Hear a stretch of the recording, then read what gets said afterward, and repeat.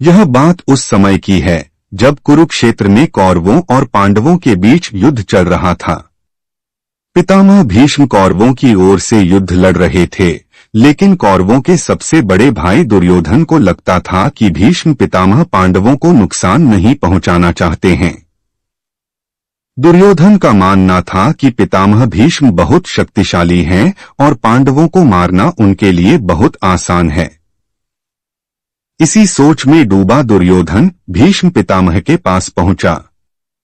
दुर्योधन ने पितामह से कहा कि आप पांडवों को मारना नहीं चाहते, इसीलिए आप किसी शक्तिशाली हथियार का इस्तेमाल नहीं कर रहे हैं। दुर्योधन की बात सुनकर भीष्म बोले, अगर तुम्हें ऐसा लगता है तो मैं कल ही 5 पांडवों को मार गिराऊंगा। मेरे पास 5 चमत्कारी तीर हैं, जिनका उपयोग मैं कल युद्ध में करूंगा। भीष्म पितामह की बात सुनकर दुर्योधन बोला, मुझे आप पर भरोसा नहीं है, इसलिए आप ये 5 चमत्कारी तीर मुझे दे दीजिए। मैं इन्हें अपने कमरे में सुरक्षित रखूंगा। भीष्म ने वो 5 तीर दुर्योधन को दे दिए। दूसरी ओर श्री कृष्ण को इस बात का पता चल गया। उन्होंने अर्जुन को इस बात की जानकारी दी।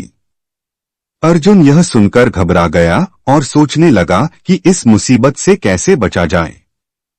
श्री कृष्ण ने अर्जुन को याद दिलाया कि एक बार तुमने दुर्योधन को गंधर्वों से बचाया था, तब दुर्योधन ने तुमसे कहा था कि इस एहसान के बदले तुम भविष्य में मुझसे कुछ भी मांग सकते हो।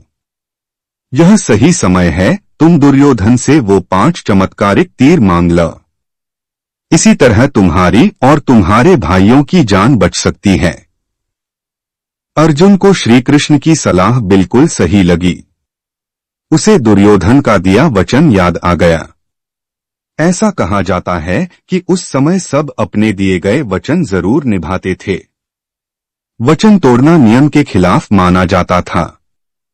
अर्जुन ने जब दुर्योधन को उसका दिया वचन याद दिलाया और 5 तीर मांगे तो दुर्योधन मना नहीं कर सका। दुर्योधन ने अपना वचन निभाया और वो तीर अर्जुन को दे दिए।